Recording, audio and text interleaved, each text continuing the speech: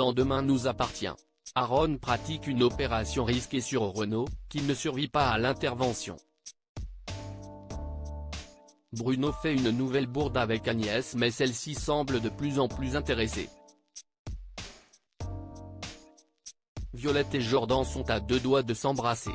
Lundi 20 mai 2024 dans Demain nous appartient, qui verra prochainement le retour de Dounia Cohézin. Manon croise Marianne à l'hôpital et s'excuse. Elle se sent responsable d'avoir causé l'accident et entraîné une série d'événements qui ont conduit à la blessure de Renaud, mais cette dernière lui dit que ce n'est pas de sa faute. Après un grave malaise, Renaud est placé en soins intensifs dans un état critique. Mais son cœur est trop faible pour qu'il soit opéré. Marianne est bouleversée et s'effondre en larmes dans les bras de Chloé. L'état de Renaud s'est enfin stabilisé et Aaron va pouvoir l'opérer. Victoire est à ses côtés au bloc pour le soutenir. Pendant ce temps, Marianne, angoissée, fait les 100 pas. Si est beaucoup trop long. Demain nous appartient en avance, Bruno fait une nouvelle gaffe avec Agnès. Les Curtis n'ont pas été aperçus en Espagne. La police locale arrête les recherches. Martin et Karim manquent de pistes. Sylvain demande un coup de main à Bruno pour aller réparer un portail. Sur les lieux, Sylvain dit à Bruno que la propriétaire est une véritable casse-pied. Ignorant qu'il s'agit d'Agnès et que celle-ci se trouve derrière eux, il déblatère sur elle.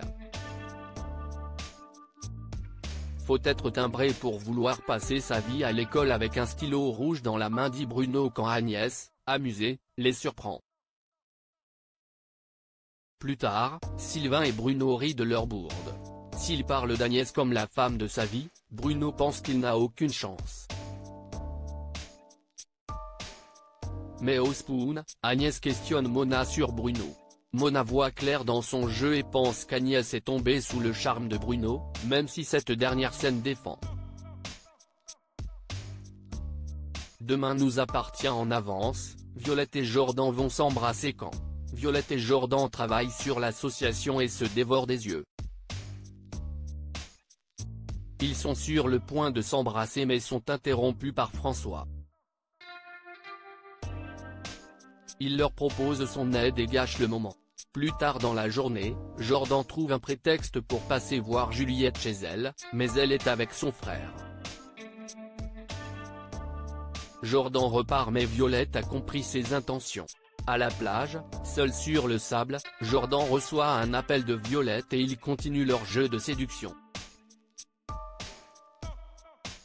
Demain nous appartient en avance, William a un message pour Étienne en prison. William rend visite à Étienne au parloir et lui dit que la vie de Renaud ne tient qu'à un fil. Ce dernier s'en veut terriblement.